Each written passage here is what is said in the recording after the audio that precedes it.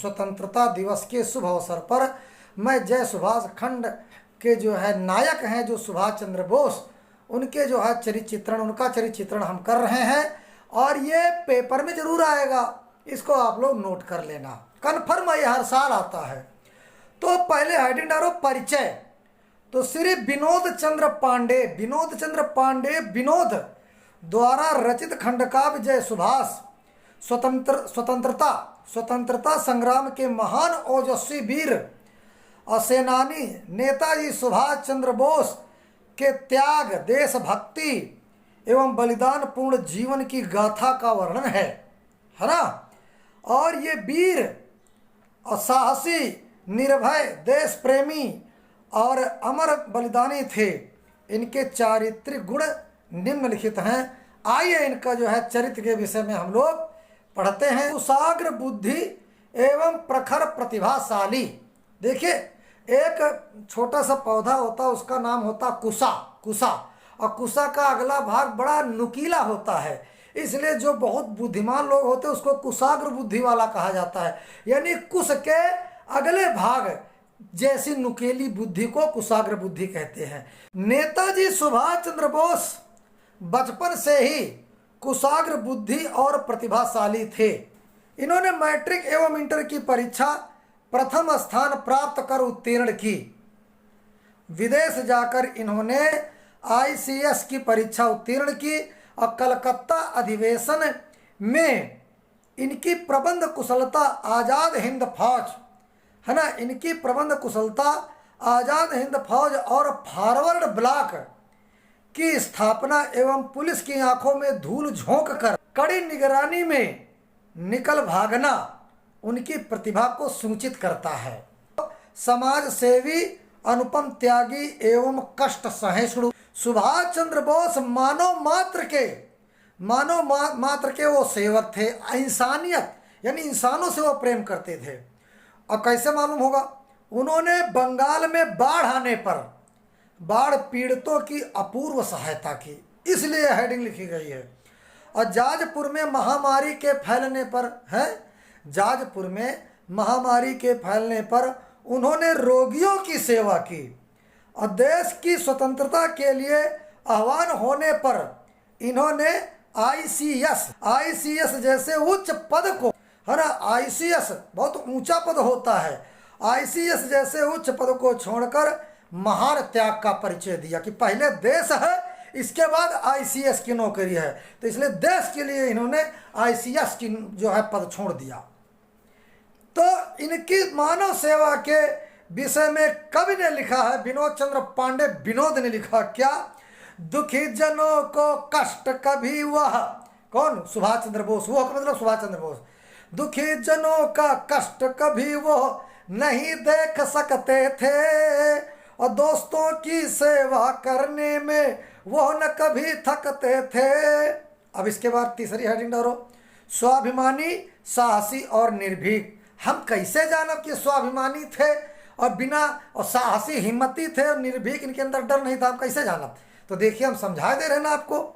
सुभाष के व्यक्तित्व में, यानी इनके कैरेक्टर में, चरित्र में, व्यक्तित्व में, इनके व्यक्तित्व में स्वाभिमान और निर्भीकता की भावना कूट कूट कर भरी हुई थी। वे किसी भी तरह देश का अपमान नहीं सह सकते थे। छात्रावस्था में जब वो छोटे पढ़ रहे थे तभी, है ना, प्रोफेसर ऑटन, ये अंग्रेज प्रोफेसर ऑटन द्वारा भारतीयों को निंदा सुन करके, वो भारतीयों की निंदा कर रहा था, कौन? ऑटन। सुनकर इन्होंने ऑटन को तमाचा जड़कर अपने स्वाभिमान का परिचय दिया है। अगला नंबर 4 में देखिए, अगली हेडिंग देखिए, महान देशभक्त और स्वतंत्रता प्रेमी। ये महान देशभक्त और स्वतंत्रता प्रेमी कैसे कहलाए? हाँ, आइए देखते हैं। सुभाष चंद्र देश की स्वाधीनता, है ना, और अद्वितीय आराधक थे। यानी ये अपने देश की आज़ादी और अपने देश की आज़ादी के लिए ये रातों दिन लगे थे, आराधक थे।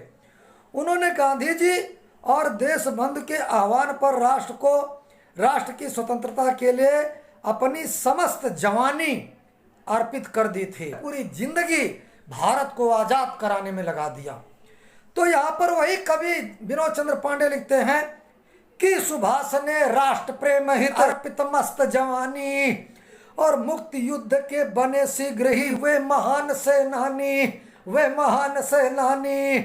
इसके बाद अगली हेडिंग, जनता के प्रिय नेता। अरे नेता तो वो होता है जो पब्लिक के दिलों में राज करता है।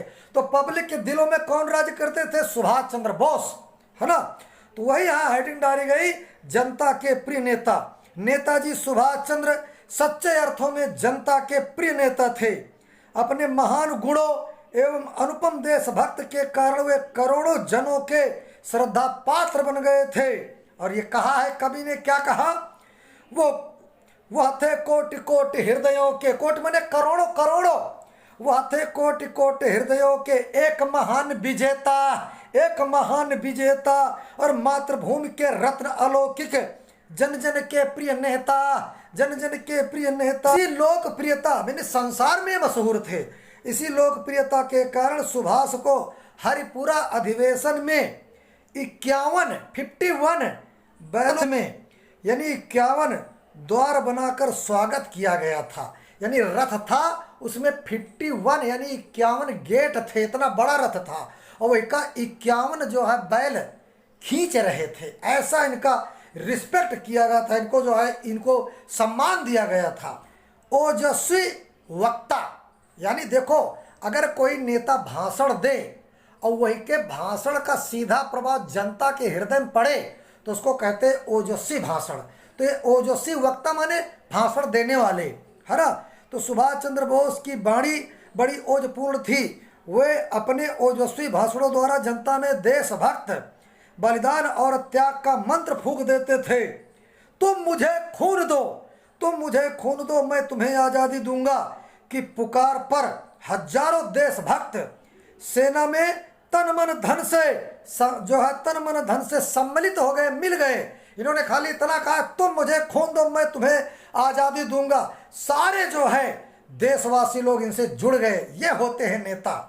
लगी गूंजने बंग भूमि में उनकी प्रेरक वाणी, मंत्र मुग्ध होते थे सुनकर उसको सारे प्राणी। बच्चों अगला जो है हेडिंग है महान सेनानी और योद्धा। तो नेताजी सुभाष चंद्र बोस महान सेनानी और अद्भुत योद्धा थे। यानी नेता भी थे और योद्धा भी थे, है ना। आजाद हिंद फौज का संगठन और कुशल नेतृत्व करके उन्होंने एक श्रेष्ठ सेनापति होने की क्षमता सिद्ध कर दी। अंग्रेजी सेना के विरुद्ध युद्ध की घोषणा करके, अंग्रेजी सेना के विरुद्ध युद्ध की घोषणा करके उन्हें कई स्थानों पर पराजित होना पड़ा। लेकिन कोई बात नहीं, लेकिन उन्होंने अनेक स्थानों पर भारतीय तिरंगा फहराकर अपने को महान विजेता सिद्ध कर दिया। आखिरी में लिखना निष्कर्ष, है ना।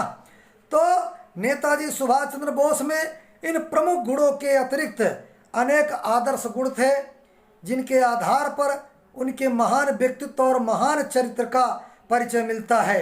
उनके आदर्श जीवन से भारत के नवयुवकों को महान सेवा और त्याग की प्रेरणा मिलती रहेगी।